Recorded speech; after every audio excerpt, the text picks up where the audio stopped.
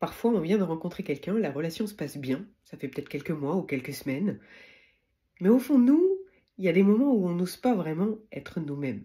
Et on se pose plein de questions, en se demandant si finalement la relation, elle va bien dans la direction que nous, on aimerait prendre. Si la personne nous aime vraiment autant que nous, on a envie de l'aimer, ou autant que nous, on aimerait qu'elle nous aime. Et malheureusement, on n'ose pas vraiment s'exprimer. Alors, dans ma vision du monde, il y a deux situations.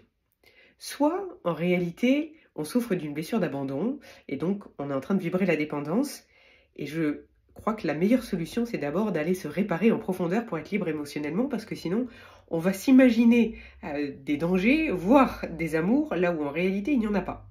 Donc déjà, d'aller se réparer va permettre d'amener beaucoup de clarté à l'intérieur de soi, et de percevoir la relation très différemment. Et puis dans d'autres situations, eh bien, on a fait le chemin de réparation, mais on ressent quand même cette espèce de confusion dans le lien. Et je vais dire les choses un peu cash. Je crois que dans une relation, peu importe depuis combien de temps elle existe, quand on est bien en soi et qu'on est en face de quelqu'un qui est bien en lui aussi, et qu'il y a un niveau de relation qui est réciproque, qu'il y a un niveau d'amour qui se rejoint, en réalité on est bien et il n'y a pas besoin de poser des questions, on ne les ressent pas ces questions. Et que quand il y a des questions en nous qui apparaissent, on se sent suffisamment libre et serein de les poser à haute voix. Parce que on est OK avec ce que l'on ressent et on est en sécurité dans le lien. Quand c'est pas vraiment le cas et qu'on n'ose pas poser des questions, on sent qu'il y a des doutes, on sent qu'il y a de la confusion, mais on n'ose pas l'exprimer, on le garde pour soi. En réalité, je crois que c'est parce que ce doute, on sait pourquoi il est là. Et c'est simplement que on a envie de se raccrocher à nos illusions. On préfère quelque part un peu se mentir à nous-mêmes et s'imaginer d'autres réponses plutôt qu'aller se confronter à la réalité de l'autre en posant des questions. Et c'est humain. Simplement, je crois qu'il est précieux dans ces moments-là d'être OK avec le fait que non, on est en train de perdre du temps. Du temps de clarté que l'on pourrait simplement passer soit dans cette relation, soit ailleurs. Parce que poser la question ne veut pas dire que l'autre va s'en aller. Ça veut simplement dire qu'on se donne du respect.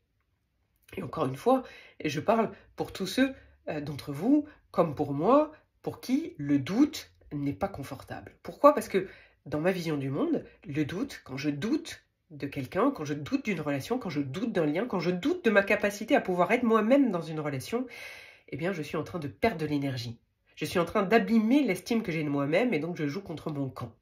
Encore une fois, si ça n'est pas votre vision du monde, vous avez le droit de faire différemment. Si vous, le doute vous permet de vous, finalement de vous connaître, que vous évoluez bien dans une relation dans laquelle il y a du doute et que c'est bénéfique pour vous, ne prenez surtout pas ma vision du monde, c'est très bien.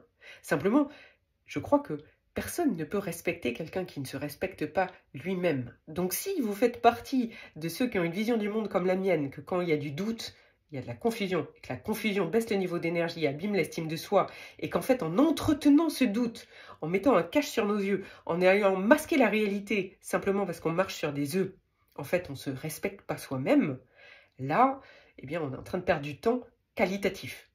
Qu'est-ce qu'on fait dans ces situations? C'est trouver le courage à l'intérieur de soi, je parle pour ceux qui sont bien réparés, sinon je renvoie à la première option, c'est trouver le courage à l'intérieur de soi d'aller se respecter soi-même au premier. Et de dire ce qu'on attend de la relation, de dire la direction que nous on a envie de prendre, de faire honneur à ce que l'on ressent.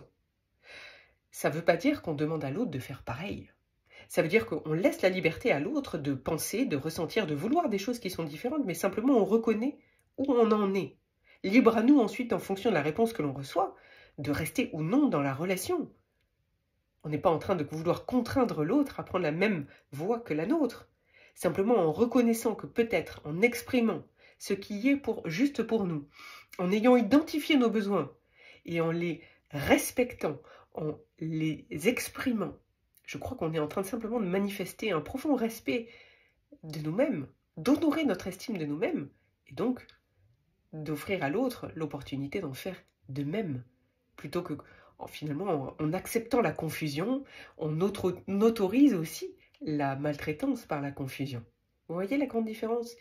Donc quand on est juste avec soi-même, quand on pose simplement nos besoins à haute voix, quand on pose des questions claires, on n'est pas en train de contraindre à quoi que ce soit, on est simplement en train de s'autoriser à être nous-mêmes, et donc à permettre une relation qu'elle puisse avancer, et qu'elle puisse surtout être vraie.